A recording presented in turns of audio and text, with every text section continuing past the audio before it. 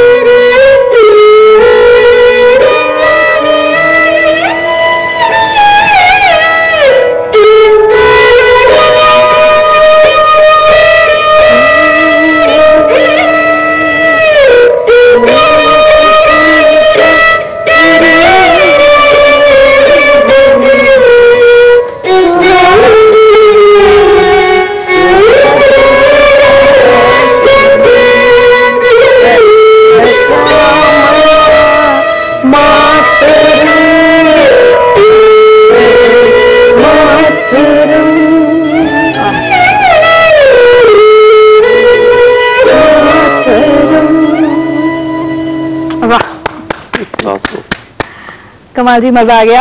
अब मैं आपसे पूछती हूँ, हम लोग ब्रेक पर जाने से पहले बात कर रहे थे युवा पीढ़ी की, या जो हमारी सांस्कृतिक धरोहर है उसको हम आगे कैसे ले जा रहे हैं या ले जाने में कामयाब हो रहे हैं या नहीं। आप एक युवा कलाकार हैं, आज बड़ा जरूरी है कि हम न सिर्फ यही ट्रेडिशन की बात करें, क्योंकि ज़माना चेंज हो रहा है, दुनिया चेंज हो रही है, ग्लोबलाइजेशन का ज़माना है और हमारी दिल्ली भी अब बहुत चेंज हुई है।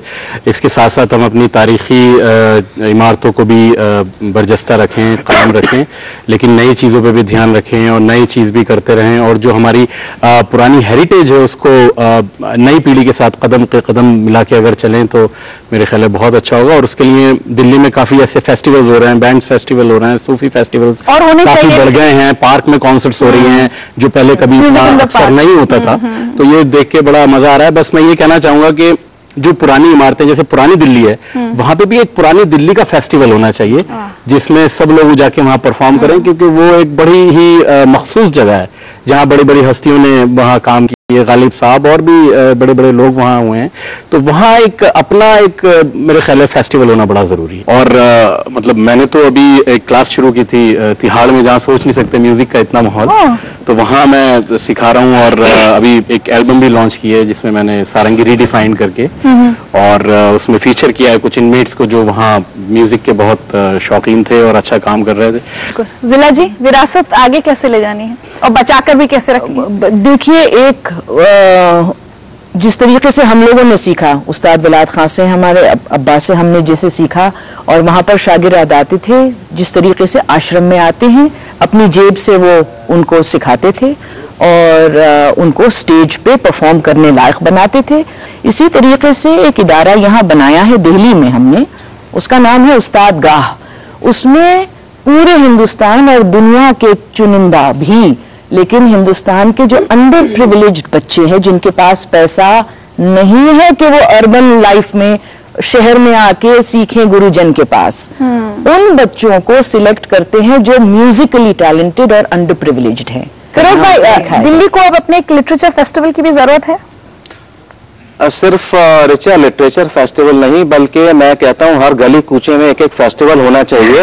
और उसके लिए हमें सरकार की मदद की वेट नहीं करनी चाहिए। जहाँ जिसके पास हेरिटेज का, कल्चर का, तारीख का, लिटरेचर का कुछ देने को है, तो वो उसे अपने गली नुक्कड़ में जो है उसका अरेंज करना चाहिए। बहुत जरूरी चीज है। लेकिन आप ये समझिए कि नेक्स्ट ईयर, अगले 1.5 साल में, पुरानी दिल्ली के फसीलबंद दिल्ली जो है, शाहजहां आबादी दिल्ली जो है, उसके 350 साल पूरे होने जा रहे हैं। उसका कोई जिक्र नहीं है। तो मैं आपके चैनल से रिक्वेस्ट करूंगा कि अगले साल पुरानी दिल्ली यानी शाहजहां आबादी दिल्ली, जो कि किला मोहल्ला से लेकर महरौली तक थी, जो आपने जिक्र किया था, उसका भी आप लोग जश्न मनाइए, सिर्फ इस दिल्ली का नहीं। और दूसरी बात यह है कि हमें बजाय इसके कि हम शिकायत करते रहें कि फला सरकार ने ये नहीं किया, फला मिनिस्टर ने ये किया, फला जगह करप्शन है, वो चीजें चलती रहेंगी, हमें इनके साथ रहना होगा। हमें ये देखना चाहिए कि बतौर दिल्ली से मोहब्बत करने वाले, दिल्ली को अपने दिल से करीब रखने वाले शहरी के तौर पे हम लोग क्या कर रहे हैं। अगर दिल्ली का एक एक आदमी, एक एक औरत, एक एक बच्चा, एक एक बुजुर्ग ये सोच लेगा कि मुझे अपनी तहजीब को बचाना है, तमद्दुन को बचाना है, तारीख को बचाना है, तो उसको उसके लिए आगे आना है और उसके लिए एफर्ट करना है। सिवाय शिकायतें करने से बेहतर यह है कि हम बजाय इसके के अंधेरे को कोसें, एक क्षमा जला लें, तो उससे बेहतर कोई बात नहीं। उमा जी, चिड़ियों की घुंघरुओं की आवाज वापस आ सकती है दिल्ली में?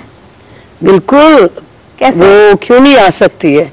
वो सब हम लोगों पे निर्भर करता है। हम दिल्ली को कैसे सजा के रखें, हम दिल्ली को कैसे क्राइम से बचा के रखें, भ्रष्टाचार से बचा के रखें, जो कि आजकल के मुद्दे हैं बहुत। अगर हर प्राणी, हर लोग, जितने भी लोग बसे हुए दिल्ली में, चाहे वो कहीं के भी हों, अगर वो एक बार ये सोच लें कि नहीं, हमको दिल्ली को बचा के रखना है, और सबको सोचना है, चाहे वो हमारे लीडर हो, चाहे हम लोग रहने वाले हो, चाहे जितने भी लोग बसते हैं, वाकई सब लोग अपने दिल में ये ठान ले, सोच ले कि मॉन्यूमेंट्स को हमें खूबसूरत रखना। मैं जाती हूँ बागीचों में, देखती हूँ वहाँ थैलियां पड़ी होती हैं, गंदगी फैला देते हैं खा के। हर एक को सोचना है, खाली हम जनता को कसूरवार, अपने सरकार को कसूरवार नहीं ठहरा सकते। हम लोगों का भी तो कुछ फर्ज है जो रह रहे हैं दिल्ली में। वो क्यों ना एसोसिएशन बना के, मैं जब दिल्ली की वो चांदनी चौक की गलियों में जाती हूँ तो मुझे ऐसा लगता है कि वहाँ इतने पैसे वाले लोग बसते हैं, तो वहाँ कूड़ेदान बड़े बड़े क्यों नहीं रखते, कितनी देर में रख, तो लोगों को में एक जागृति आएगी और वो कूड़ेदान में कूड़ा डालेंगे। बहुत अच्छी बात कही उमा बहन ने। यही बात मैं आपसे पहले कह रही थी कि मेरा ख्याल से दिल्ली में पूरे हिंदुस्तान से, और अब तो बाहर के फॉरेन नेशनल्स भी आके यहाँ रहते हैं काम करने, तो यहाँ आपको बंगाली भी मिलेंगे, कश्मीरी भी मिलेंगे, बिहारी भी मिलेंगे, साउथ के लोग भी मिलेंगे। तो हम सबको चाहिए कि हम दिल्ली को दिल से अपनाएं और इसको वाकई एक ऐसा शहर बना लें जिससे हम फख्र कर सके कि हाँ, ये दिल्ली हमारा शहर है। अब यहाँ फेस्टिवल्स वगैरह तो देखिए, लिटरेचर की भी आपने बात की, अब तो यहाँ बहुत होते हैं लिटरेचर फेस्टिवल्स, हर तरह के कवि सम्मेलन, मुशायरे, थिएटर फेस्टिवल, अभी आर्ट फेयर चल रहा है। तो मेरे ख्याल से ये चीजें बढ़ रही हैं, जो बड़ी अच्छी बात है, जो पूरी दुनिया से लोगों को अट्रैक्ट करती हैं।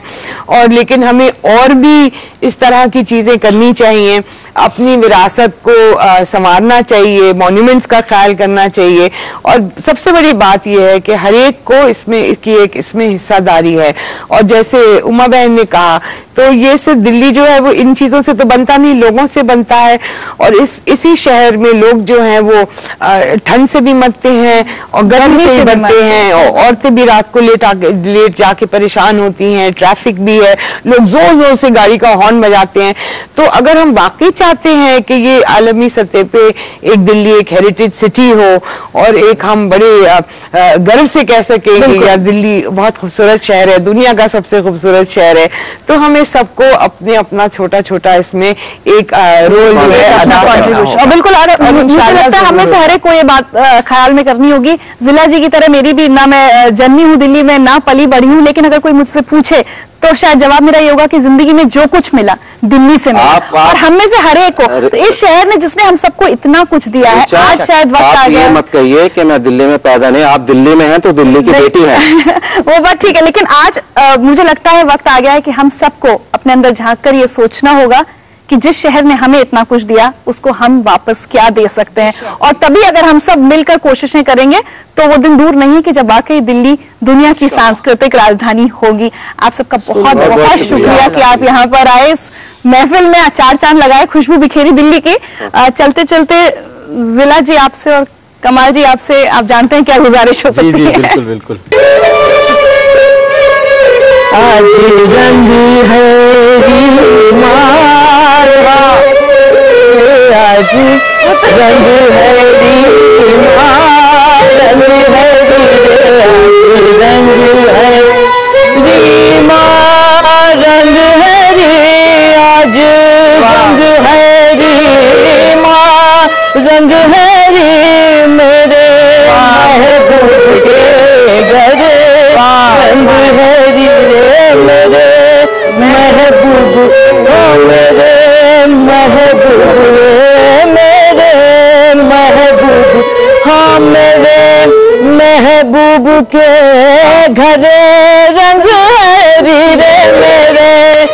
महबूब के घर रंग हरी, मेरे महबूब के घर रंग हरी, आज रंग हरी माँ रंग हरी, आज रंग हरी। कुछ बात है कि हस्ती मिटती नहीं हमारी। ये दिल्ली शहर जो न जाने कितनी बार उजड़ा, बसा और फिर उजड़ कर बसा। कोई तो कशिश है इस शहर की गलियों में जो हर किसी को अपनी तरफ खींचती है और अपना बना लेती है। दुनिया की सांस्कृतिक राजधानी बनने की ताकत तो शहर में बरसों से है।